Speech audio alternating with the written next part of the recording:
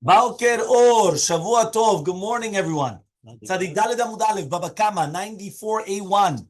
We were just speaking about right now the different shitot. If you remember, we said that according to Rabbi Shimon ben Yehuda, Bet Shammai, Rabbi Eliezer ben Yaakov, Rabbi Shimon ben Elazar, Rabbi Ishmael, everybody holds Shinui does not change the object's owner. Shinui bimkomo omed, which means that it does not go out of the reshut, the property of the first owners. Rabbi Shimon ben Yehuda was what we just said. Bet Shammai was the Braita that we just said here. The Tanya Natan lo chitin betnena. If a person gave chitin to a zona as a payment, he gave her wheat, and then she went and she made it a flour. He gave her olives, she made it into oil. He gave her flour, she made it into kemach. Right, that's what we already said. Wheat into flour, olives into oil, grapes into wine. One of them says sasur, one of them says mutar. It says Rav Yosef, Tani Gurion de Miaspurak, and Bet Shammai is the one that says it's sur. So you see from here that even though you made a shinui, it's still going to be a sur, and Betilel is matiri. Right, here where we're starting. So the Gemara asks, "My tama de Bet Shammai." Right, what is the reasoning of Bet Shammai? He comes and he says like this. He says, "What's the reasoning of Bet Shammai?" Amar Kra, the pasuk says, "Gam shenehem ki toavat Hashem, gam shenehem." What is gam shenehem? Also both of them. So he says, "Lerabot shinuyehem," meaning even though the word shenehem means two of them, we read it shinuyehem, not shenehem, shinuyehem. Shinui means a change. And therefore, what we're trying to say is that an etnan zona or mechir kelev, they're still going to stay be'isur, right? Even after they were changed. And Betilel comes and he says, no, etnan zona is a pasuk mefurash in the Torah. דברים כ"ג. ברוך השם, אז איך אתה לא יודע? אני אומר גם זה בקינות, לא? אני לא זוכר. לא זוכר. כי תאהבת השם לוקח גם שניהם. So Bet Hillel says, הם ולא שינוייהם.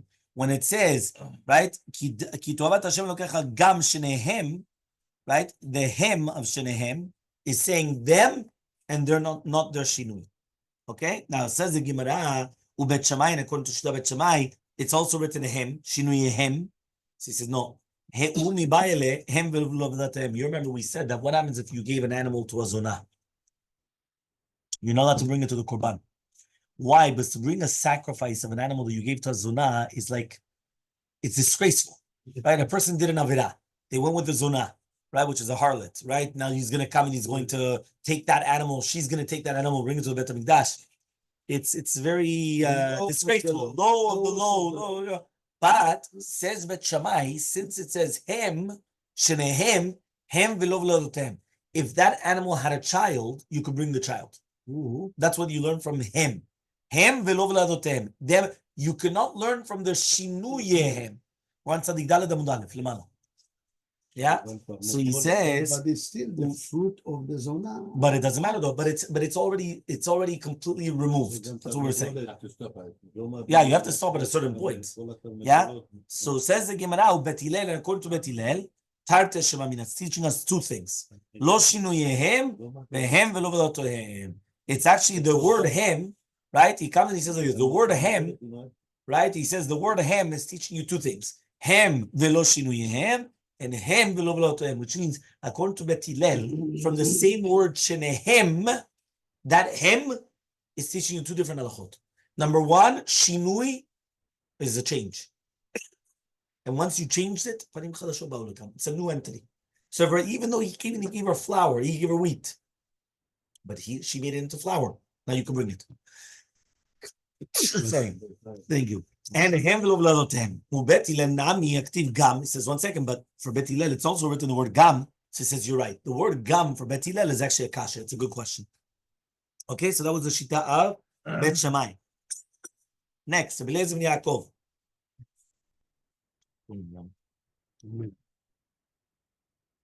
Rabbi Eliezer ben Yaakov, Mahi. What is the case of Rabbi Eliezer ben Yaakov exactly? That shinui does not change anything. Remember, shinui means that you made a change in the object. And according to what we're saying here, it does not change the owners. Okay, meaning even though you made a change in the object, it does not change or transfer of powers or transfer of acquisitions through this change. That is the shita of these rabbis. How do we know Rabbi Eliezer ben Yaakov? The time is we went to the Braita. Rabbi Eliezer ben Yaakov says, imagine a person comes and he steals a seah. A seah is a certain measurement of chitin. Utchana, he grinded it. Lasha, he kneaded it. Okay, kneaded with a KN. Yeah, KNEAD. Yeah, kneaded it. Va'afai, he baked it. He separated challah. How can he make a bracha on this challah? If he stole, can you make a bracha on something that you stole? No. Imagine a person comes and he steals something, he wants to make a bracha on that which he stole. He just did an avirah. You cannot make a bracha on something which is an avirah. Should say shayano before. Exactly. Yeah, it's assumed. Yeah, even though it could be that Sukkot might be a little bit different because mitzvot love not mitzvot. Love mitzvot, a mitzvah is not to benefit from it. So therefore, you're not. But here, it's a food. You're benefiting from it. So how can you make a bracha on something which is going to be a food? Yeah. So he says, "Keitza mevarech, enze mevarech ela min ha'etz." It's not considered. Yeah, it's not considered. Yeah, it's not considered. It's not considered, right? How do you call this? It's not considered, right? Levarech, but rather min ha'etz. And that's why it says berech niyetz Hashem. It's considered neitzah, which means that meaning that if you're going to come and you're going to make a bracha like that, that's blasphemy. It's like I'm going to steal from the king and then say to the thing, "Thank you." What do you think you're doing? So you can't make a bracha on that. The king should slap you in the face. Well, you just stole it, and now you're going to come and you're going to make a bracha. Same thing. The robber is saying, Hashem, help me. Yes, 100%. But that means Hashem just might help the robber because he's doing an avirah. That's fine. But he cannot come and make a bracha for an avirah. Because making a bracha for an avirah is what? To pray to Hashem, you could always pray to Hashem, even whatever you're doing. Doesn't matter, right? But to thank Hashem and say, but thank you that you're doing an avirah. Well, there was a question. Somebody was... Shimon ben Elazar, what is Shimon ben Elazar? The Tanya, as we learned in a Braita. This is what Rabbi Shimon ben Elazar says. Kol shevach sheishbiach hagazlan. Any shevach that the gazlan came and he appreciated the value, yadol ha'elyonah, he gains from it. Ratza notel shivcho, ratza omer lo ha'aresh shelcha lefanecha. So basically, the gazlan has a choice of either coming and asking him, basically taking the shevach, taking the value of the appreciation, or saying, take it.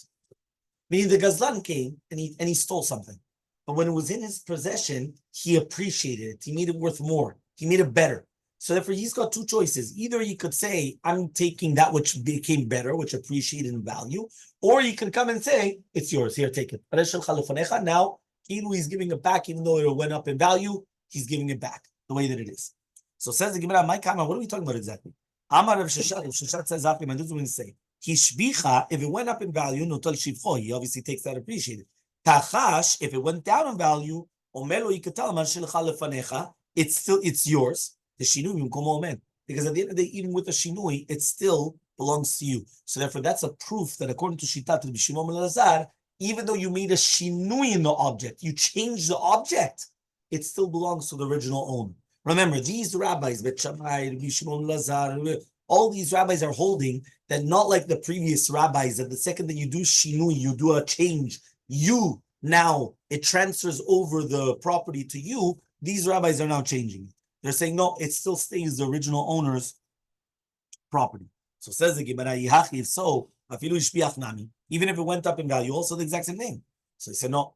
Amri, they said, which means this. There's a special takanat shavim that basically we wanted to make a special takana that the people should, even if they stole it, they should give it back. Now, if right now they took an object and they appreciate it, and he has to give it back the exact same way, he's not going to give it back. Because imagine, the guy came and he stole a piece of paper. He made out of it a booklet that now is worth 10 times the amount. If you're going to tell me that he didn't acquire it with a shinui, which means that he has to give it back the exact same way that it is, he's not going to give it back. Because there's such a big yetzirah that he can say, listen, I stole $5 worth, now it's worth 20. Well, why in the world would I give it back? Can we give him just $5? So therefore, no, so that's why. That's what we say. You could just give him the $5 and he could keep the 15. Okay. Meaning the shevach, because again, according to this svara, if you're telling me that when he changes it, it does not transfer in value, so therefore, even though he changed this, it's not his. So if he has to give it back the exact same way, meaning that even though now it's worth $20, he has to give it back. Now the Gazlan is going to have a huge yetzirah. Imagine, he's going to think to himself, why in the world am I going to give it back? I'm just going to keep it. Why? Because if I give it back, I'm losing $15. So therefore, takanat shavim, a special gezerah for the shavim b'tshuva. It's a takana. It's an institution for the ones that we want them to do teshuvah. A person that's a thief, we want him to do teshuvah. How do we do to make him do teshuvah? Make him easy to do teshuvah. But if you're going to make it difficult for him, he's not going to do teshuvah. So therefore, you come and you make it easy for him, and therefore he's going to do teshuvah. Rabbi Shmuel Mahi, what exactly is the case of Rabbi Shmuel? The Tanya was we learned in a Braita. Mitzvah peah.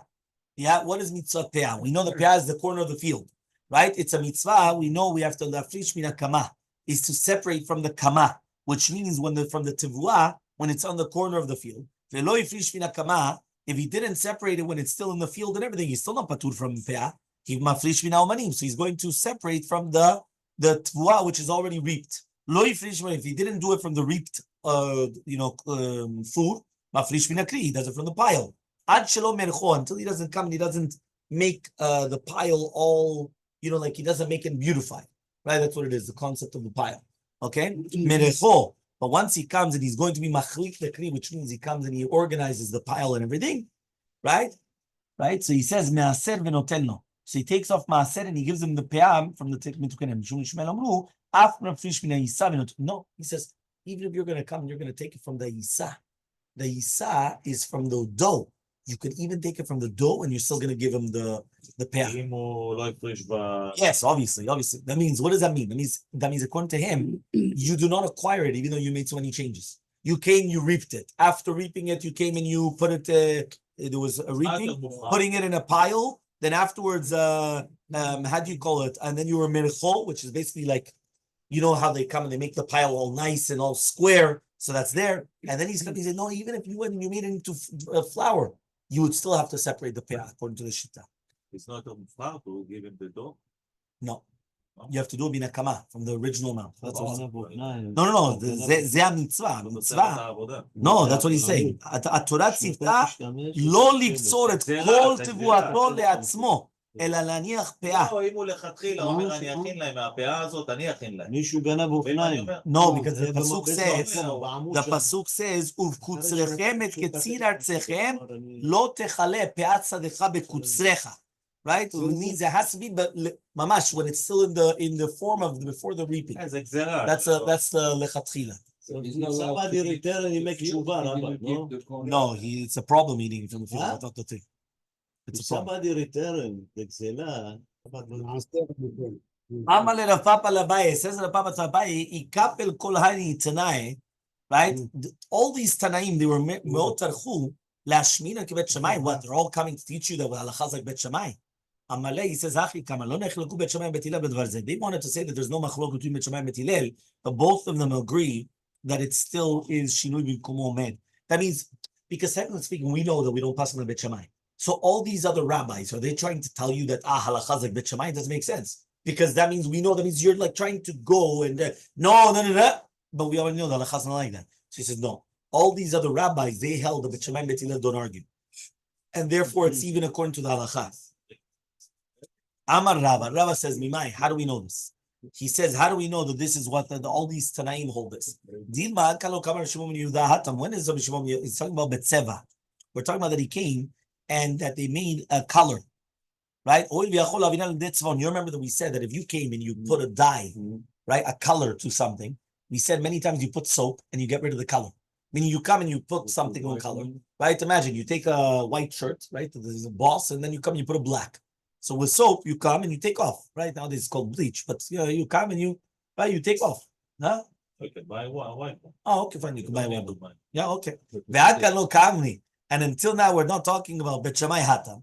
Ela mishum gavoa mishum demis. What did Bet Shammai talk about? Bet Shammai was talking about a korban because it's disgusting. What was the case of Bet Shammai? The case of Bet Shammai was that somebody gave an etanat zona. He gave a present to the zona, and he gave her wheat, and they changed it to flour. Olives, he changed it to oil. The grapes, he changed it to wine.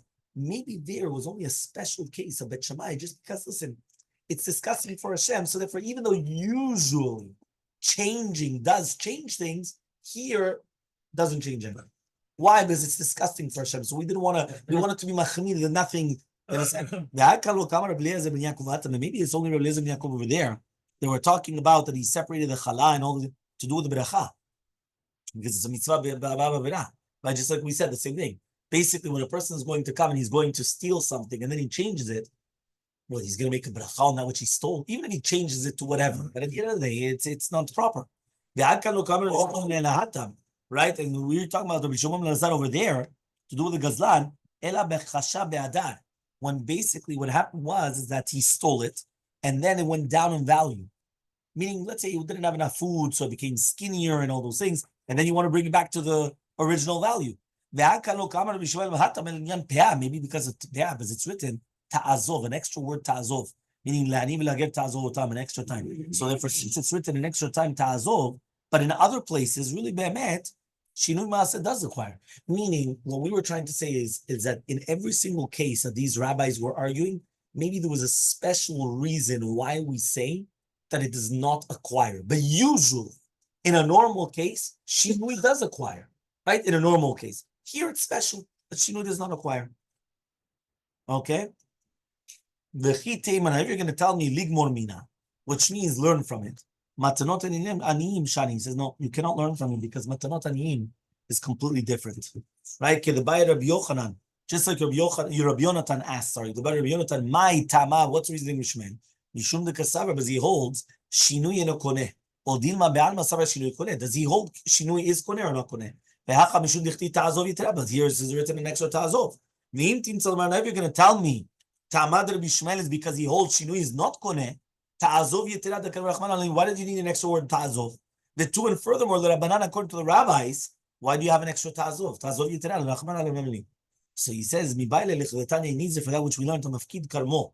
If somebody is going to be mafkid as kerem, ve'lo yishkim laboker, and he didn't wake up early in the morning. So imagine somebody comes and he's mafkid his vineyard, and then right, what happened is that he gets up early in the next morning, ubitzaro, and he reaps it. So he makes it afker, and then the next morning he comes and he reaps it. He starts cutting down the things. So what happens?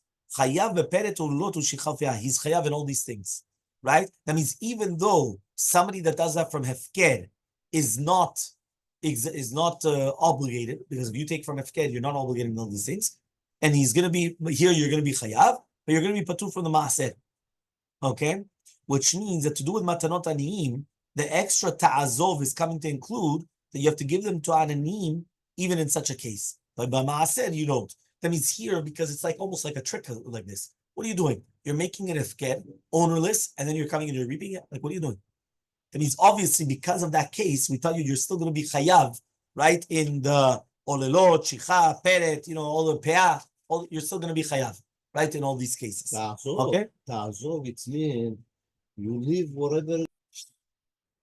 Amar Rabbi Yehuda Mashmuel, it says Rabbi Yehuda Mashmuel, Alcha Rabbi Shimon Lazar, the Alcha is like Rabbi Shimon Lazar, that if the animal went down in value because it became skinnier in the house of the Gazlan, he's allowed to just say, Aresh Shelcha Lefanecha, this is yours, and that's it, right? And he doesn't have to do anything. Says the Gemara, Umir Shmuel Hachi, does Shmuel say that?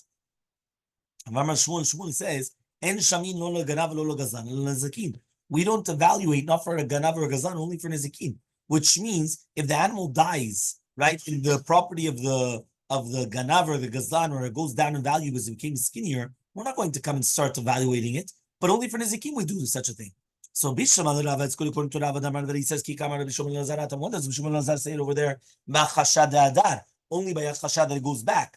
And there's no question. Ki Kamar Lachak Bishlam Lazar. The shinui b'mkomomed. Only when the shinui is going to be and it's still in its place. Bachashad Adar, to do with when it's coming back. When the Shmuel say over there, En Shamin lo ganav lo gazan nezikin, that it does not go back, not for a ganav or a gazan, only for nezikin, for damages.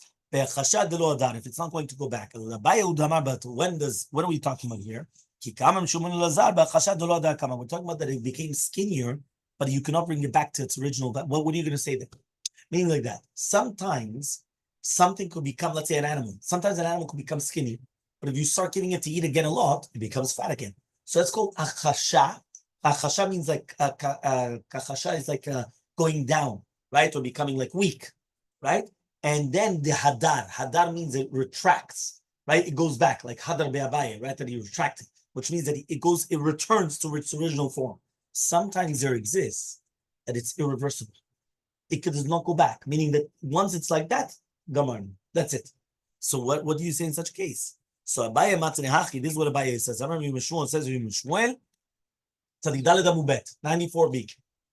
Yeah, Amru Alacha Kerem Shimon Lazar Belei Lo Sfir Lev, but he himself, right, does not hold of it. Meaning Shmuel himself does not hold of Rabbi Shimon Lazar.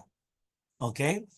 So Amar Rabbi Chia bar Abba Rabbi Yochanan says Rabbi Chia bar Abba named Rabbi Yochanan. Davar Torah, according to the Torah, Gizela nishtanet chozer b'nea.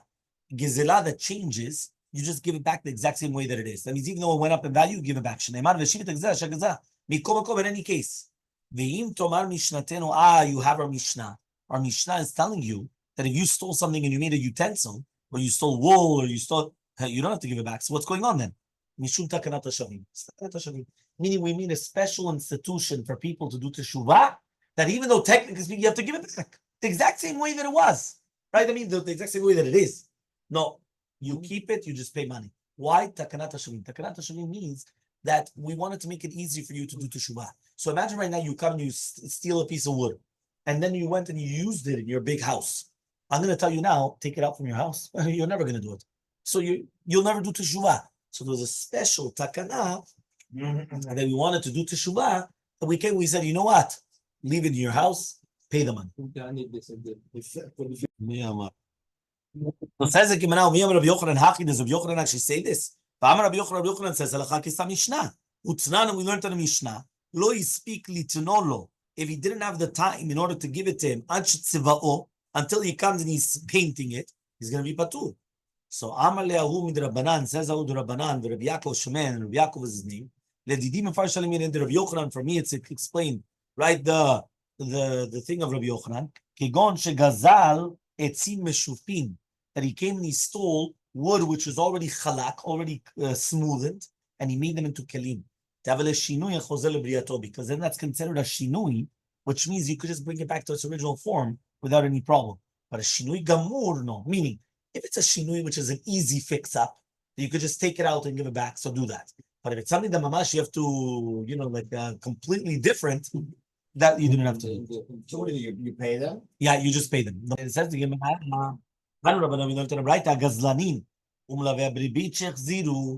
one second. Right now, if you have somebody that's borrowing with rebit or somebody that's a gazlan and he gives it back to you, right? They're the sheikh ziru and mekablim, you don't take it back. Why? Because at the end of the day, it could be a problem of rebit. Imagine he stole A and he made it into B. He made it much better. So why isn't that a rebit? So Rabbi Yochanan says, this Mishnah was taught during the days of Rabbi. Titanians, we learned to the right somebody wanted to do teshuvah. Amra lo ishto, his wife told him, Reka, empty, like full, empty-headed one. Imatao said teshuvah, if you're going to do teshuvah, afilu avnet eno shilcha. Even your belt is not even yours. Venina, so he didn't do it. Meaning the wife basically told him, listen, you want to do teshuvah, it's impossible. So he didn't do teshuvah. Right? So that's why the Chachamim said, which means we don't want you to receive it, but rather we want just to receive the exact money, because we want them to do teshuvah. And if you're going to start accepting more money, they're not going to do it. So we ask the following question: what happens if the father left the money of rebit? Right? Even though they know that it's rebit, they're not obligated to give it back. The children are not obligated to give back, but the father, Havien, is he's obligated to give back. So answers the Gemara, so really, the father is also not obligated to give it back. The Hadiktani Bedidu, so that which we taught about the children is because we needed a seifa. If the father left them over a para or a talit or anything which is exact, they have to give it back. Why? Because people don't want to see that they're going to see these objects and they're going to say, this is because of he didn't have avera. So if it's exactly like something which is mesuyam, something specific, they didn't want, it's for the kavod of the father to give it back, because they didn't want afterwards that they should start saying these things. So we talked also to do with the children. So ask the Gemara, "Mipnei kavod aviyem chayvim lachzir?" Are you going to tell me that they're obligated to give it back because of kavod aviyem, because of the kavod of the father? So ikre kan, we have the pasuk v'nasi b'amecha lo taor. What does that mean b'amecha? Meaning there's an isur to curse a nasi, but that's only be'oseh ma'aseh mecha. That's only somebody that comes and he's acting like you. Meaning, if you have somebody that's a bala verot, there's no isur to come to curse him, and there's no chayot to respect him. Somebody that's doing averot, there's no obligation in any of these things. So Kedamar of Pinchas, just like Rav Pinchas says, no, we're talking about he did teshuvah. And Achanami beside teshuvah. Obviously, we're talking about that he did teshuvah as well. So says the Gemara, if you're going to tell me that he did teshuvah, my buy gabe, right? What are you going to? What if he did teshuvah? Why does he have it? Why does he have it in his hands if he did teshuvah? So says the Gemara, he should have given it back. So answers the Gemara, lo yispik la'achzir at shemet. He didn't have enough time to give it back, and he died. Meaning the guy did teshuvah, and boom, he dropped dead. He didn't have time to give it back. So now the children, in order for the kavod of their father, they would give it back. Okay, fine. So we're going back to the main the main point, which was that we're not going to accept money from the gazanim or balaver b'rit, that they're going to come and they're going to return it. Tashema, hagazanim balaver b'rit, even though they give it back, even though they collected it, they give it back. Gazanim, ma'ishe gavu, what do you mean that they collected? If he stole, it's stolen. What does that mean? And if he didn't steal, so it's not stolen. What are we talking about by gazanim? Yeah, I understand by rebit, you lent money, and now when he pays you back, he's paying you back with the interest. So you're collecting. Mashegavu. Gazlan, you're stealing. What are you collecting? Collecting something by stealing? Hey, if it's stealing, it's stealing. Not stealing, not stealing. What's going on? So you have to say gazlanim. What are the gazlanim? The ones that take rebit, those are considered stealers, because according to the Torah, they're not allowed to charge interest to a Jew. So the fact that they're collecting with interest, that those are called thieves. A person that collects interest from a Jew is called a thief, unless he has obviously special heter, which is heter iska, and papers and documents and things that they need to do. According to the betin, they're not allowed to. So Amri, they said machzirim, they're mekablim mem. So 1 second. If you're going to tell me that the melavim beat are considered gazanim, she'af al pi shekvar gavu, that means even though they collected it, they have to give it back. So he says, what are we talking about then? How could it be that they collected it, they give it back? So it says machzirim and mekablim mem. It says no, they give it back to them, but they don't accept it from them. Ela lama. So then why are you going to give? Imagine right now I'm going to tell you, listen, you're supposed to give it back, but I tell the other guy, but don't accept it. So then it's a game. I tell you, give it back, but then he tells you, but you don't accept it. So then what's going on? How does that work? So he says, no. Lama machzirim, which means the malveh mitzad that's small, he has to actually come and give back the ma'ot ribit in order to save himself from punishment. But the loveh, which is the borrower, he could agree that he doesn't want to take him back. Why? Because takanat Rabbi. Takanat what? Rabbi. Takanat Shavim. One more time. I come, let's pretend I'm the avarian, yeah? I'm the one that did the avira. I come and I lend you money with rebit. So now technically speaking, I wasn't allowed to do it. So I'm a gazlan, I'm a thief. So you come and you paid me the money. With the interest. So according to the halakha, what am I supposed to do? I have to give it back to you. But the loveh, the borrower, could not accept it. He could say, I don't want it. Now, why is the borrower, why does it say that I have to give it back if you're telling him don't accept it? So why? The rebit. Or the money? No, the rebit. Yeah. So why? How does that make sense? They're telling me I have to give it back. So it says, no. I have to give it back to do teshuvah because I collected interest. So I have to give it back. You have the rights not to collect it because of takana of Rabbi, so that way I do teshuvah. Because if you're going to accept it, so then I'll never do teshuvah because I'll think about it 20 times. But rather I come and they say, listen, I have to give it back because I have the obligation to do teshuvah. Yeah. So that's what I'm doing. I keep the keren, I give you back the... Yes, exactly. I keep the keren, I give you back the rebit. The interest only the interest. But now you, the borrower, could say, you know what? Keep it. Why? You're not only you're allowed to do that, you should do that. Why? Because we want the takanat Rabbi. Why would the guy doesn't accept it? Why?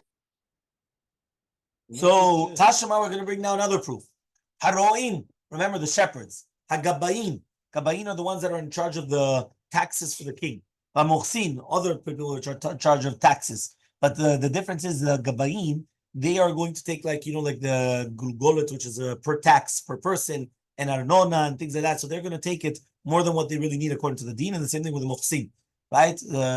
Right. So teshuvatan kasha, it's very difficult for them to do teshuvah. Umachzirin lamakirin. And they give back to the ones that they actually know, which means, imagine these guys come and they start taking taxes, but they take more than what they're really supposed to. So now how do they do teshuvah? They took from so many people. It's not that they know that Mr. A, they took this, Mr. B, they took that, and they just come and they just, according to the face. That's why, by the way, you should know, when you go into a store and there's no prices there, never go to the store. Why? According to your face, that's the price. No. Those, not for me. Oh, why? Because you already know. Yeah, I understand. Because you already know. According to your face, that's the price. It doesn't work that way. You understand? You come, you see the price, now you know the price. You understand? But anyway, so he comes and he says, Amni, so they said, Machzirin en mekablin otam mehem. He says, if there's going to be machzirin, they're not going to accept it. Ve'ela, but rather, lama machzirin. So why do they want to come and they want to be machzirin? Tzedek shamayim. In order to be tzedek shamayim. If so, so why is it so difficult? Meaning, if right now they want to be tzedek shamayim, so why is it so difficult for them to do teshuvah? Furthermore, let's see the seifa. What happens if you don't know who is stole from? They did tzorchet tzibur, right? So that means that's a general rule, by the way. The general rule is that they're going to do tzorchet tzibur if you don't know who. Which means basically like this: if somebody steals and they stole from the public and they don't know who they stole from, what are they supposed to do? They're supposed to do tzorchet tzibur. Why? Because that way the tzibur benefits from it. So it's everybody benefiting from it. So they do something which is going to be for the congregation. What is tzorchet tzibur? They're going to come, they're going to make pits and all these things with water and all these things. So it's going to be like fountains and everything for everybody. So that's not a question. One, this right I was talking about, right, that the gazlan has to pay, is talking about before the takana. The other right is talking about after the takana, and therefore if it's going to be after the takana, they don't have to pay. Why? Because of takanat hashavim. The hashta that Rav Nachman says, right? That what happens now if what you stole is not around anymore? Meaning you stole something and it's gone.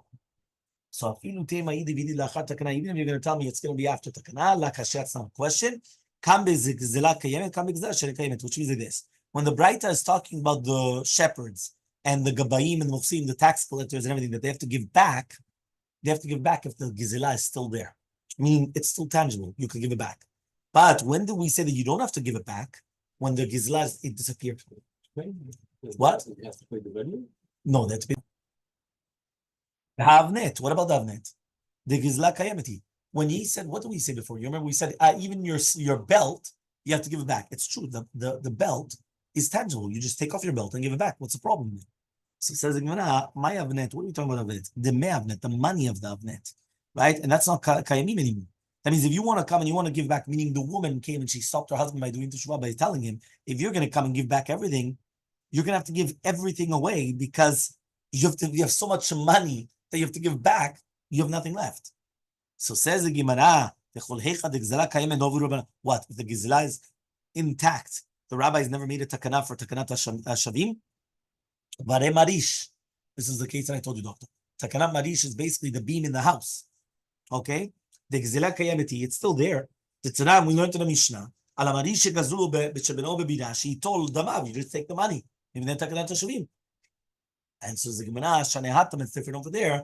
They came and they could say that the bira, since you would have to destroy your entire house, Shavi Rabbanan can let them. That means even though it's tangible and it's there, the rabbis looked at it as if it's not there. Because if not, you would have to mamash take down the entire thing in order to take the beam. No. So therefore, they said you don't have to actually come and you don't have to